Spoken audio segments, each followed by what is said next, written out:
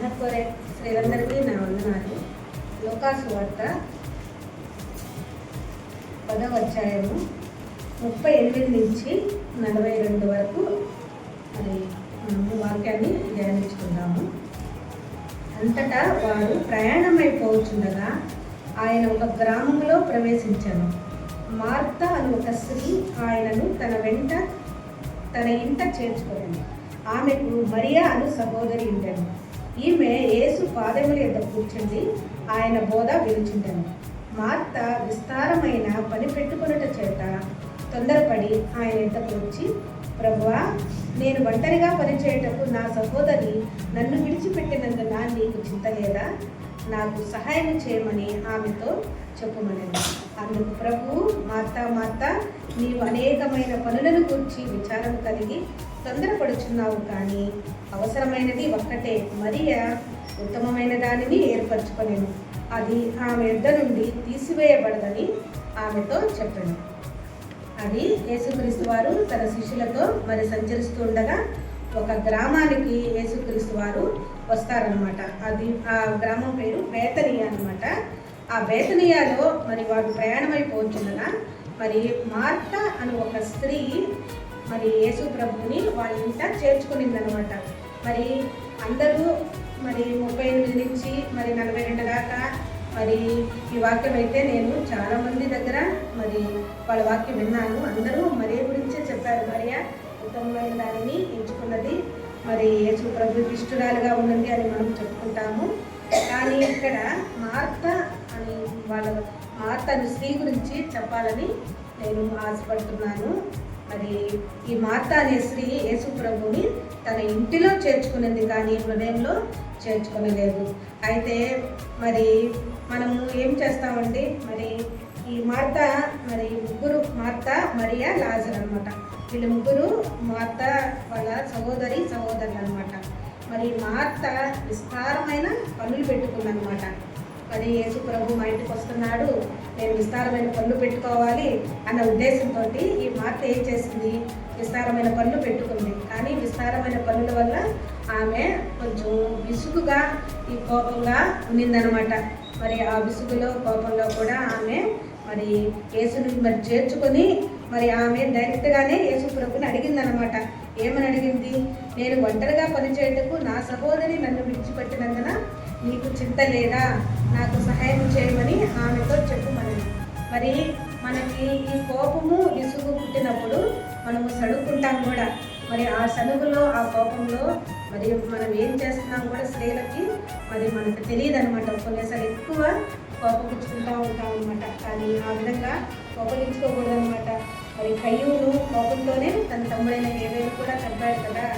మరి ఈ నరుని కోపం అనేది దేవుని చిత్తాన్ని బయలుపరచదనమాట.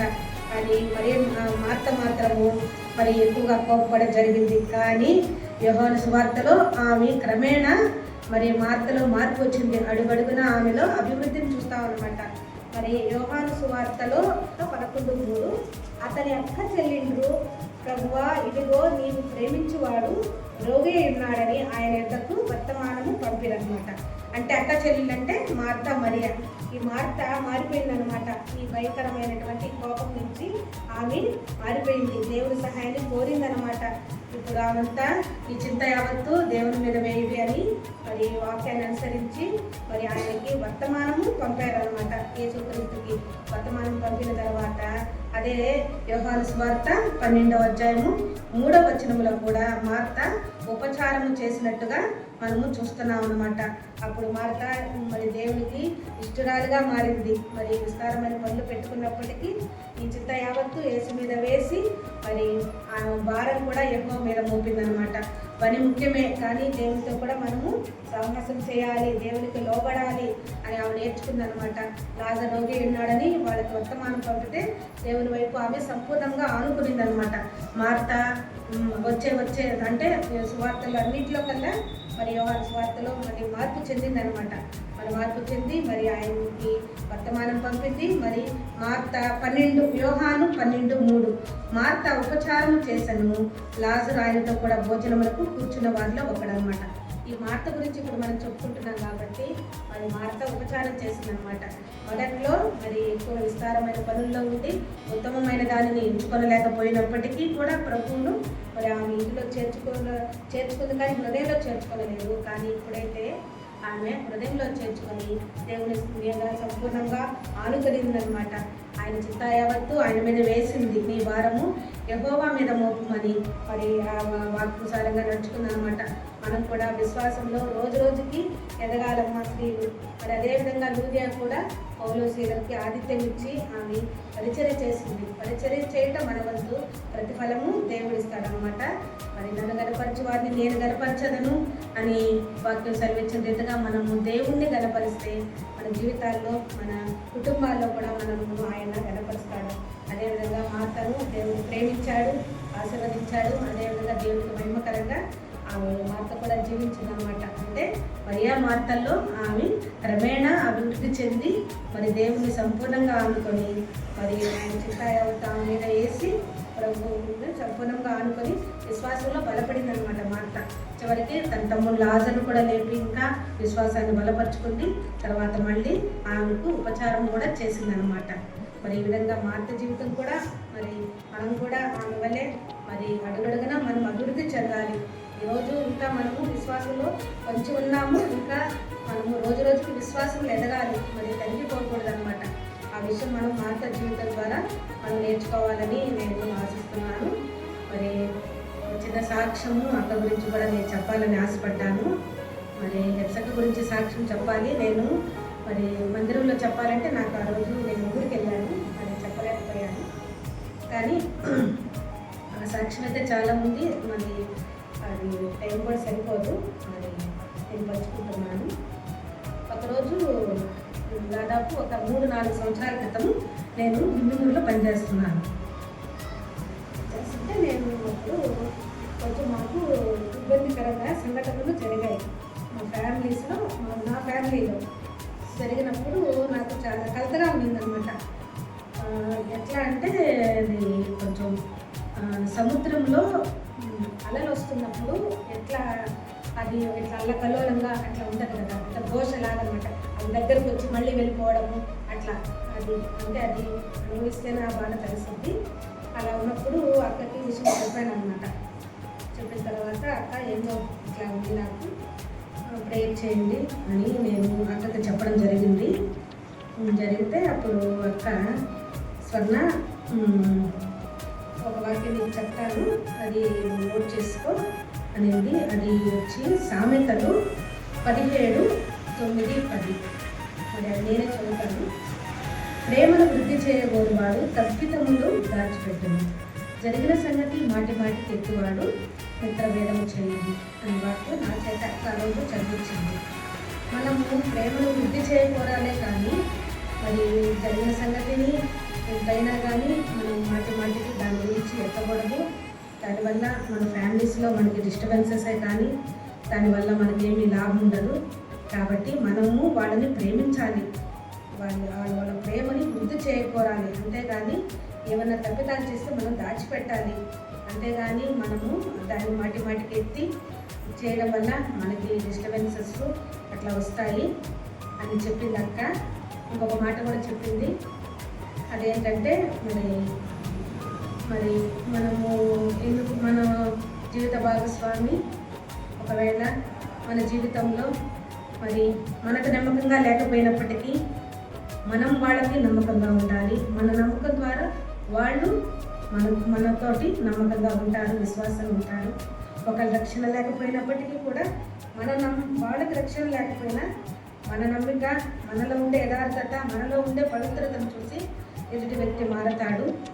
ఎప్పటికైనా గుర్తుపెట్టుకోవాలి, మీరు స్త్రీలుగా ఏర్పరచబడిన వ్యక్తితోనే మన జీవితాంతము, మరి వాళ్ళతోనే మన జీవిత ప్రయాణము ఊపిరి పోయేంత వరకు, ప్రాణం పోయేంత వరకు మనం జీవిత కాలము మరి ఏర్పరచబడిన వ్యక్తితోనే మనం ప్రయాణం కొనసాగించాలే. కానీ మరి మధ్యలో ఇటువంటి డిస్టర్బెన్స్ వచ్చాయని చెప్పి మనము దేవుని బిడ్డలుగా రక్షణ పొందిన మనము ఎటువంటి పరిస్థితుల్లో ఏ నిర్ణయం తీసుకోకూడదు. మరి సైతాను, అపవాది మన జీవితాల్లో ఏలుబడి చేస్తున్నప్పటికీ ఈ విషయాన్ని గుర్తుపెట్టుకొని మనము మన జీవిత యాత్రను మనం కొనసాగించాలి, మన జీవన విధానం కొనసాగించాలి, మనల్ని బట్టే వాళ్ళు కూడా మారుతారు అని అక్క నన్ను ఎంతో ఆ రోజు ఆదరించిన మాటలు. ఈరోజు నేను సజీవంగా ఉన్నానంటే మరి అక్క నన్ను ఆదరించి ఆ రోజు ఆ మాటలు చెప్పింది. మరి ప్రేమను వృద్ధి చేయగోరువాడు తప్పితాలు దాచిపెట్టును, జరిగిన సంగతి మాటి మాటికి ఎత్తువాడు మిత్రభేదము చేయను అని అక్క నన్ను ఎంతో బలపరిచింది ఆ రోజు. మరి నేను ఆ అక్క సాక్ష్యం అయితే మరి ఎంతో నేను ఈ రోజుకి కూడా అనుకుంటాను. అక్క ఇది నేను సంఘంతో పంచుకుంటాను అక్క అంటే, ఇప్పుడు కాదమ్మా, అది ఒకనాటికి సమయం ఇస్తాడు దేవుడు, అప్పుడు నువ్వు పంచుకో, మరి శ్రేణి మీటింగ్లోనే పంచుకో. మరి బ్రదర్స్ వాళ్ళు ఉంటారు కదా చర్చిలో మందిరంలో, ఏమన్నా మళ్ళీ నువ్వు డీవియేషన్స్ అట్లా వస్తాయి అని అక్క నాతో చెప్పింది ఆ రోజు. అది నాకు బాగా గుర్తుంది, నేను మర్చిపోలేను. అక్క నన్ను బాగా ఆదరించి నాకైతే మనసు ప్రశాంతత ఏర్పడింది. అసలు ఎక్కడో ఏదో మొత్తానికి ఏదో నాలో నుంచి వెడలిపోయింది అని ఆ రోజు రక్తస్రావం కలిసి యేసుక్రీస్తుని మరి ఆ వస్త్రపు చెంగు కొట్టగానే నా ప్రభావము పోయింది అని ఆ రోజు నేను అది నేను చదివాను. కానీ నేను అనుభవపూర్వకంగా నేను చాలా మనసు తేలిక పడింది అనమాట. అక్క ఇంకా చాలా విషయాల ద్వారా నేను అక్కడి నుంచి నేర్చుకున్నాను. ఇంకోటి ఏంటంటే ఆ రోజు మేము గురువారము నేను శాంతి అనురాధ ముగ్గురము మేము అక్కడికి బాగాలేదని శాంతి ఫోన్ వస్తే నేను వెళ్ళాను. వెళ్ళిన తర్వాత అక్కడ కూడా ప్రే చేశాను. అనురాధ చేయిందమ్మా అంటే అక్క నువ్వు పెద్దదానే కదా నువ్వు చేయను చెప్పాడు. మరి నేను ఆ రోజు ప్రార్థన కూడా చేయడం జరిగింది అక్క గురించి. ఆ తర్వాత మళ్ళీ అన్న ఒక చిన్న మాట చెప్పాడు, అమ్మ అక్క సిద్ధపడింది, ఇంకా అక్కకంతా తెలిసిపోయినట్టుందమ్మా, ఇంకా నన్ను ప్రేయర్ చేయమనింది, నేనైతే చేయలేనిసి నువ్వే చేసుకో ప్రేయరు అని అన్న చెప్పడం జరిగింది. దాని తర్వాత అక్క మరణ వార్త వినగానే నాకు ఇంకా విశ్వాసం పెరిగింది. అక్క మరణము నాలో విశ్వాసాన్ని ఇంకా కొనసాగింపచేసింది అనమాట. చూడు అక్క ముందే తెలిసిపోయింది, అబ్బా ఎంత విశ్వాసం ప్రభువా, అలాగే ఇలా తెలిసిపోతాయా దైవ సేవకులకి, మరణాన్ని గురించి కూడా అక్క సిద్ధపడింది. నిజంగా ఇంకా విశ్వాసంలో ఒక మెట్టు దిగిపోతున్న మేము ఇలా అక్క మరణం ద్వారా ఇంకా ఒక విశ్వాసంలో నేను ఒక మెట్టు ఎదిగాను అని చెప్పడానికి ఇది ఒక సాక్ష్యంగా నేను అనుకుంటున్నాను. ఆ విధంగా అక్కని నేను హెల్తీగా చూడడం అంటేనే నాకు ఇష్టం. అంటే ఆ ఫేసు, అక్కుండే ఫిజిక్కి ఆ విధంగా నేను ఆరోగ్యంగా ఉంటేనే అక్కని చూడడానికి ఇష్టపడతాను. సిస్టర్లు ఇద్దరు అక్క నువ్వు రావే సాటర్డే ఈవినింగ్ వాళ్ళిద్దరు అక్కడ ప్రే చేయడానికి వెళ్తారనమాట. ఏమో శాంతి అనురాధ నిజంగా అక్కని అలా చూడలేదు నేను, అంటే ఆమె అవన్నీ పెట్టుకొని ఉంటారు కదా, నాకు ఎందుకో అట్లా ఇష్టం ఉండదు, నాకు అదే గుర్తుకొస్తూ ఉంటుంది. ఆ ఉద్దేశంతో నేను రానమ్మా మీరు వెళ్ళి ప్రే చేసుకోండి అక్కడ అడుగుతూ ఉంటుంది. అక్క నేను అడిగిందంటే అక్క మాకంటే నువ్వు చాలా సంవత్సరానికి తెలుసు కదా అక్క నేను అడుగుతూ ఉంటుంది. మధ్యలో స్వర్ణ అయితే డ్రాప్ అవుతుంది, కొంచెం చూడండి రా అని అక్కలను వాడి చేస్తూనే ఉంటుంది. తర్వాత ఒకసారి నాకు రావాలని ఆశ ఉంటుంది, కానీ బ్రదర్ బండి లేదు కదా అంటే అక్క నువ్వు ఎంప్లాయీగా స్వర్ణ నువ్వు స్కూటీ నేర్చుకోవే అంటే అక్క నేను హైట్ సెట్ కానేమో అంటే లేదే దానికి సంబంధించి ఉన్నాయి, ఒక్కటి నువ్వు దాని మీద కాన్సన్ట్రేషన్ చేస్తే నువ్వు తప్పకుండా నీ బట్టి నువ్వు వచ్చేస్తావు కదా, ఇప్పుడు ఇవన్నీ ఆటంకమే కదా, నువ్వు మళ్ళీ అక్కడికి రావాలి అని అక్క నన్ను చాలా విషయాల్లో బలపరిచింది. ఆ తర్వాత చిన్నప్పుడు మేము నా పాప గ్లోరీ అనెక్స్ మరి చిన్ననాటి నుంచి మేము ఇక్కడే ఉన్నాము, ఈ మందిరానికి వచ్చేవాళ్ళము. మరి గ్లోరీ కొంచెం డల్ అనమాట అమ్మాయి. ఒకరోజు అక్క ఫోన్ చేసింది, అక్క చదవడం లేదు అక్క ఈ పిల్ల ఏబిసిడి కూడా రావడం లేదు అని నేను కొంచెం బాధపడ్డాను. ఏం లేదు నువ్వు ఏం కాదు గ్లోరీనే బాగా చదవద్ది అనేసి అక్క చిన్న చిన్న టిప్స్ చెప్పారనమాట. అవి ఏబిసిడి వడియాలు ఉంటాయన్నమాట, అవి బ్రదర్ చేత తెప్పించు అనేది అవి నేను తెప్పించేది అనమాట. ఏ నుంచి చెప్తాకు ఉంటాయి, ఒకసారి అందరు కూడా తెలిసి ఉంటాయి. అవి వేయించి ఆ తర్వాత దాన్ని చూపించేదన్నమాట. ఇది అని అంటే అది చూస్తా అది తినేదనమాట, ఇది చెప్తేనే దాన్ని పెట్టు అని చెప్పాడనమాట. అప్పుడు అది అట్లా అనమాట. అక్క ఆ విధంగా కూడా మరి ఇంప్లిమెంటేషన్ విషయంలో కూడా చాలా గైడ్లైన్స్ ఇస్తూ వచ్చింది పిల్లలకి. ఇంటర్మీడియట్ ఫస్ట్ ఇయర్ దాకా కూడా అక్క ప్రేయర్ చేసి పంపించేది. ఫస్ట్ ఇయర్లో కూడా అక్క దీనికి క్వశ్చన్ గుర్తుంటుందంట కానీ ఆన్సర్ గుర్తుందో లేదంట, అంటే 2 చదవమని చెప్పాను, 2 బైండ్ చేయమని చెప్పాను. దేవుడి దయలో పాప ఇప్పుడు కొంచెం బాగా జ్ఞానంగా ఉంది. అందరి ప్రార్థనల వల్ల అన్నింటిలోనే విజయం. 10th కూడా మంచి మార్క్స్ వస్తాయి. ఫస్ట్ ఇయర్లో కూడా మంచి మార్కులే సంపాదించుకుంది. ఇప్పుడు కూడా బాగానే చదువుకుంటా ఉంది అందరి ప్రార్థనల వల్ల. తర్వాత అక్క విషయంలో ఇంకోటి ఏంటంటే అంటే కరెక్ట్ చేస్తుంది అనమాట, అందరినీ కూడా అనమాట. అన్ని విషయాలు డైరెక్ట్గానే మాట్లాడేస్తుంది అనమాట. ఒకరోజు ఏం జరిగిందంటే క్రిసి కూడా చిన్నప్పుడే, మరి రీనా కూడా అప్పుడు చిన్నప్పుడే. ఆ రోజు ఏం జరిగిందంటే క్రిసి ఒక వైట్ ఫ్రాక్ వేసుకొని వచ్చింది సండే అనమాట. వేసుకొస్తే అంటే అందరూ అప్పుడు అదే హైట్లో ఉండేవాళ్ళు కదా, ఇంకా వేసుకొస్తే బాగుంది క్రిసి అన్నాను అనమాట. ఆ తర్వాత ఒక 5-6 డేస్ తర్వాత గ్లోరీ వాళ్ళ స్కూల్లో యానివర్సరీ జరుగుతుందన్నమాట. దాంట్లో దీన్ని వైట్ ఫ్రాక్ వేసుకోరండి అని చెప్పారు.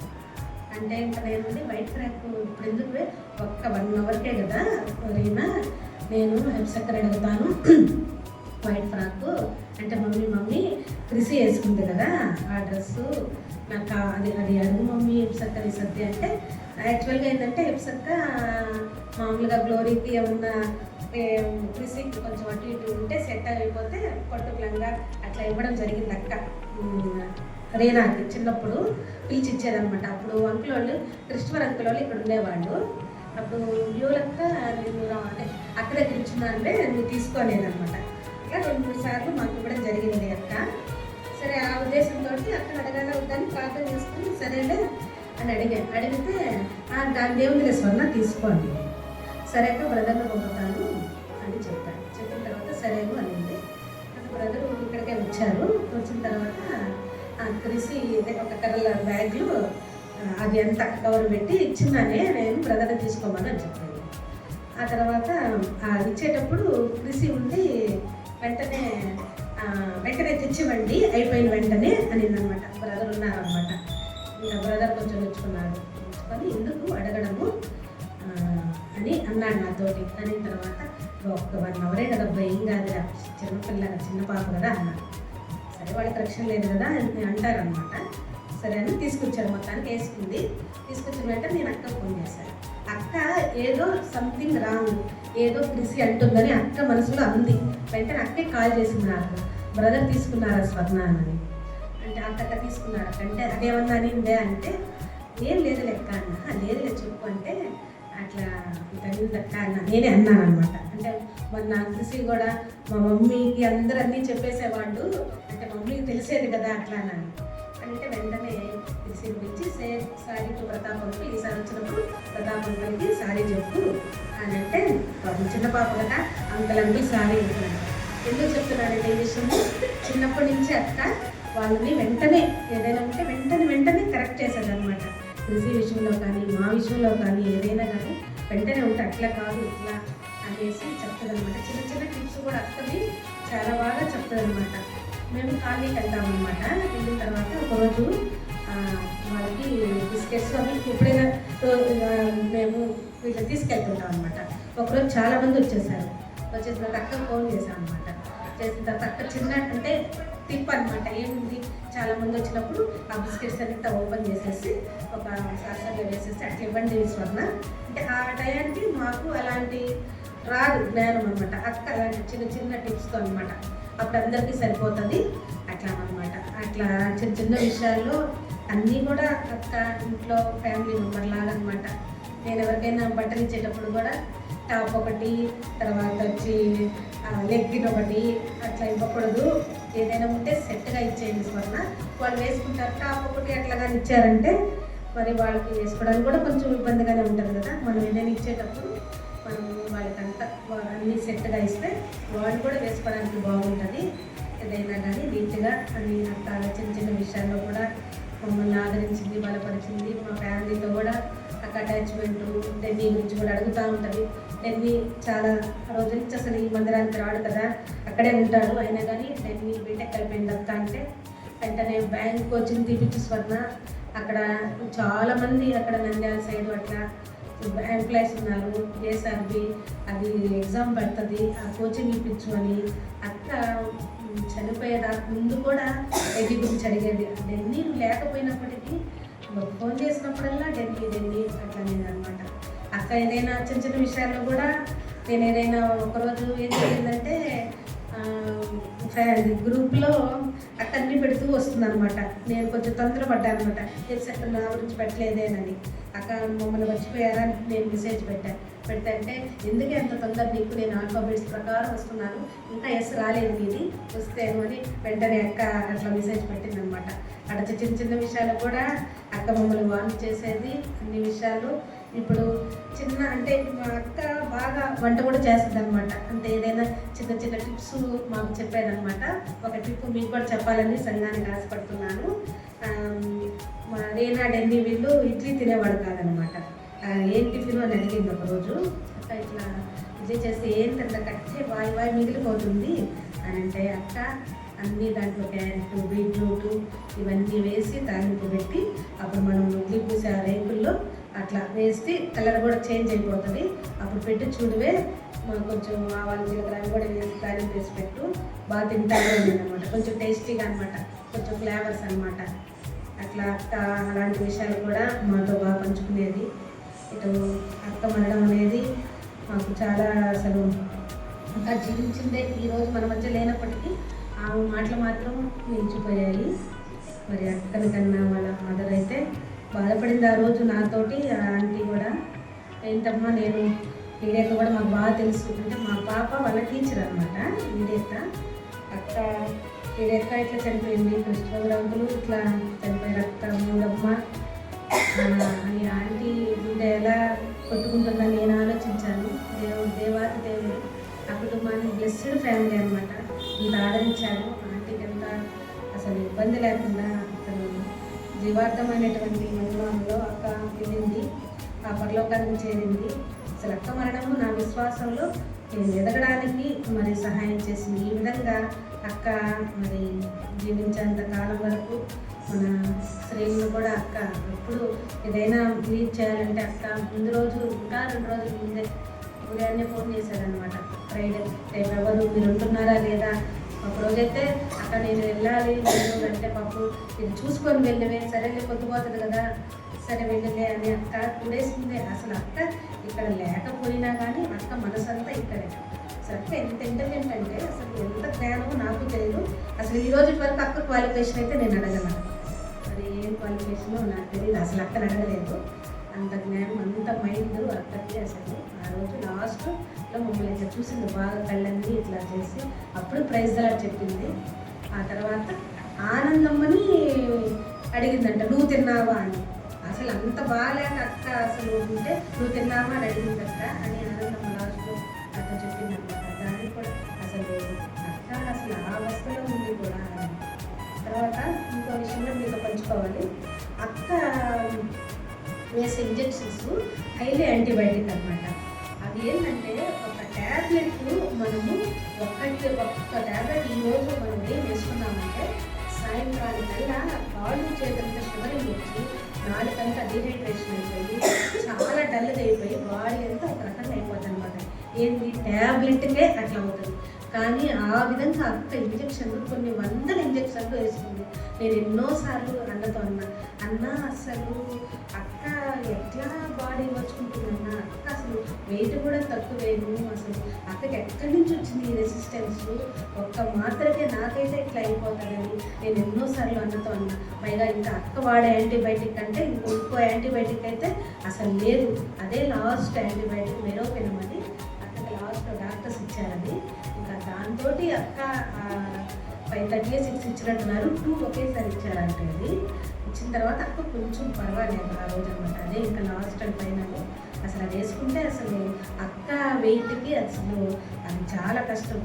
కానీ నేను అనుకుంటాను, అబ్బా దేవుడు ఎంత అక్కకి అసలు ఎబెనేజర్ లాగా సహాయకుడుగా ఉండి ఎంత బాగా అసలు మనం ఒక్క మాటకే తట్టుకోలేము, ఎట్లా తట్టుకుంటున్నాం ఒక్క అని నేను చాలాసార్లు అనుకుంటాను. ప్రార్థనలో కానీ కుటుంబ ప్రార్థనలు గొప్ప తట్టుకుని ఒకసారి బరిదొప్పు వచ్చేస్తుంది. మరి అక్క అది పెట్టుకొని ఆ రెస్పిరేటరీ ట్రాక్ అసలు ఎట్లా క్లియర్ అవుతుందని మేమైతే ఎన్ని ప్రార్థన చేశామో. అని దేవుని అనుమతి ఉంది అక్కకి. ఆ రోజు November 7 మరి 7కి నేను కూడా మొన్న సంఖ్యాకాండంలో అన్న అట్లా చెప్పాడు. నాకు కూడా ఏంటంటే 7 అనే మీద యేసుక్రీస్తు కూడా సిలువలో పలికిన మాటలు 7, మరి సప్తవాక్కులు మన అక్క కూడా 7వ తేదీ ముద్రించింది. మరి అది కూడా దేవుని చిత్తంలో ఉంది. ఆ 7 అనే సంఖ్య కూడా ఎంతో మరి మన బైబిల్లో వాటి గురించి జ్ఞానులు ఆ 7 అనే సంఖ్య గురించి కూడా ఎంతో విలువగా చెప్తారు.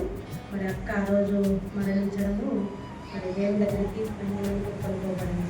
ఈ విధంగా అక్క ప్రతి విషయంలోనూ మరి అక్క అన్నింటిలో మా ఫ్యామిలీతో బాగుంటా వచ్చింది.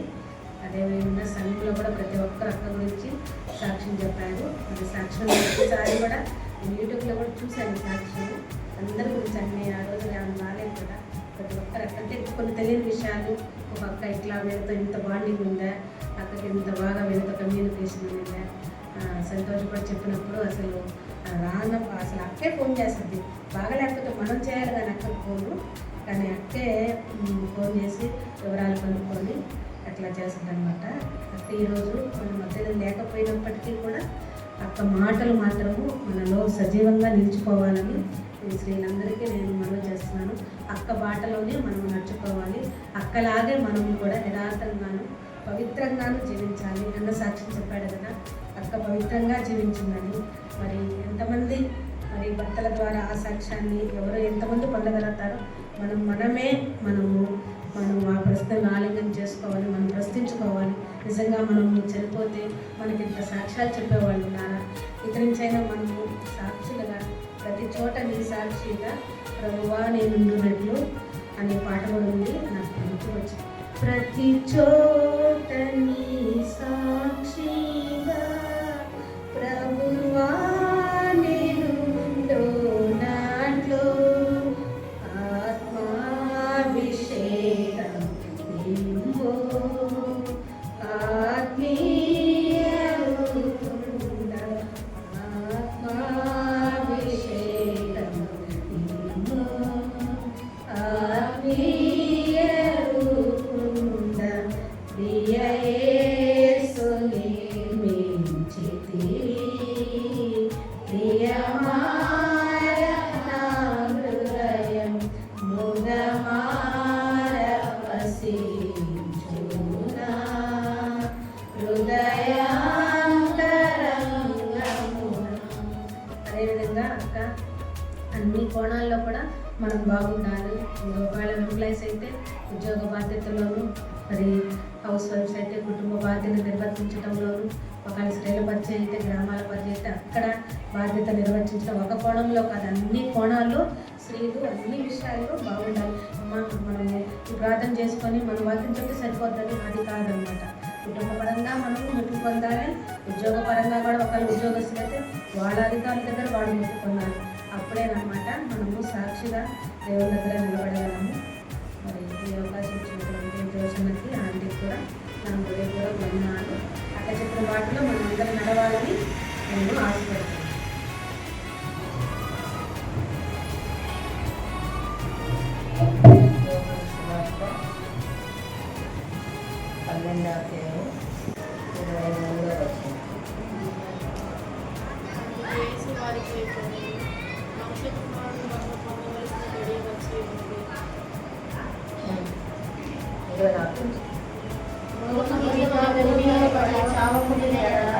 అది ఒంటిగానే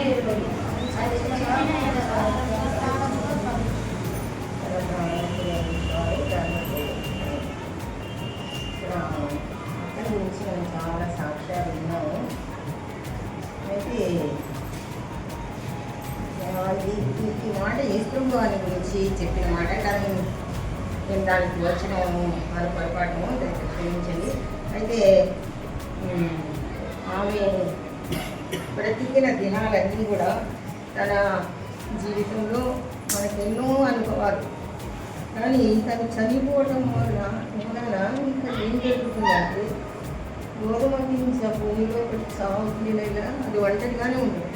ఇప్పుడు అక్క ఒకవేళ భూమి మీదనే ఉండి తన ఆరోగ్యంగానే ఉంటే మనం ఏమనుకుంటాము, అక్క చూసుకుంటారులే, ఆమె సేవకురాలు కదా, ఆమె బాధ్యత కదా అని ప్రతి విషయం ఆమె మీదనే అనుకునేవాళ్ళం. కానీ ఇప్పుడు ఆమె చనిపోవడం వలన మనం ఏం చేయాలంటే ఆమె లక్షణాలు మనం తెచ్చుకోవాలి.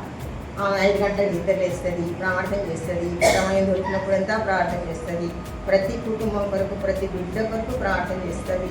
మరి ఎవరిని ఏ విధంగా ఆదరించాలో ఆదరిస్తుంది, ఎట్లా క్రమంలో పెంచుకోవాలో, తర్వాత భర్తలతో ఏ విధంగా మెలగాలో, ఇవన్నీ కూడా ఆమెలో మనం చాలా లక్షణాలు మనం నేర్చుకున్నాము, చూసినాము.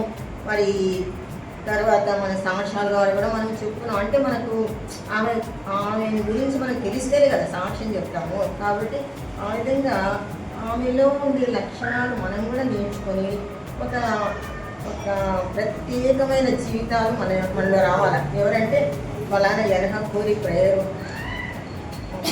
వెనకూరే ప్రార్థనా మందిరం వాళ్ళు అనేటట్లుగా. మరి లోకస్తులతో మనం కూడా కలిసిపోయి వాళ్ళతో ముచ్చట్లు వేసుకుంటా, లేకపోతే వాళ్ళతో పాటు మనం కూడా అవి ఆ పనులు ఈ పనులు చేస్తూ ఉన్నప్పుడు మనకు ఆ ప్రత్యేకత రాదు.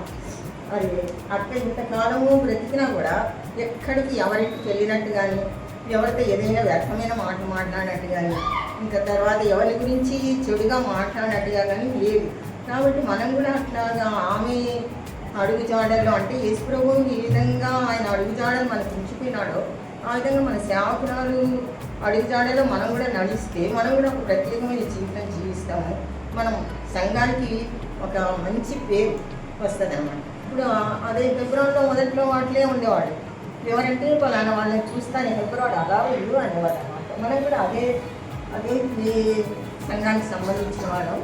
మరి ఆ రకంగానే అంటే అక్కడి గురించి ఏ విధంగా మనం నేర్చుకున్నామో, ఒకవేళ మనం కూడా కొన్ని విషయాలు అన్నీ చేయలేకపోయినా కూడా కొన్నన్నా టయానికి లేవటం, టయానికి పని చేసుకోవటం, ఒక పద్ధతిలో ప్రకారంగా ఉండటం, ఇతర క్రమంలో పెంచుకోవటం, ఇవన్నీ కూడా నేర్చుకుంటే మనకు కూడా మన సంఘానికి మంచి పేరు వస్తుంది. ప్రార్థన చేసుకుందాం.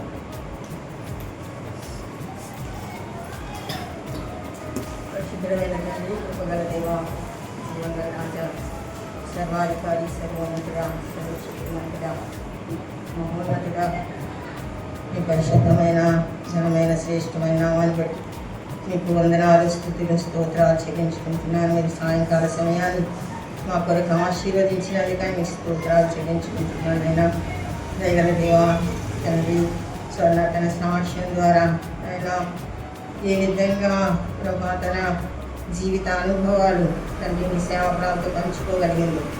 అయినా దాన్ని మేము కూడా మాదిరిగా ప్రభావం ఉండడం మాకు మాదిరి ఉంచినందుకని స్తోత్రాలు చెల్లించుకుంటున్నాను. ఆ మాదిరిలో మేము కూడా నడవటానికి కృప చూపించండి. కుటుంబాల్లో ప్రభా సమాధానం, నెమ్మది దయచేస్తురండి. నైనా కనికరించండి. బిడ్డల ద్వారా, భర్తల ద్వారా వస్తున్న ప్రతి శోధనలు కట్టుకోవడానికి కృప చూపిస్తురామని అడుగుకుంటున్నాము. నా ప్రియమైన తండ్రి ప్రభా, మీరు మా కొరకు ఉంచిన అడుగుజాడని బట్టి మీకు స్తోత్రాలు. ఆ విధంగా మీ అడుగుజాడలో నడిచి ఆయన నిత్య రాజ్యం కొరకు మేము కూడా సిద్ధపడడానికి తండ్రి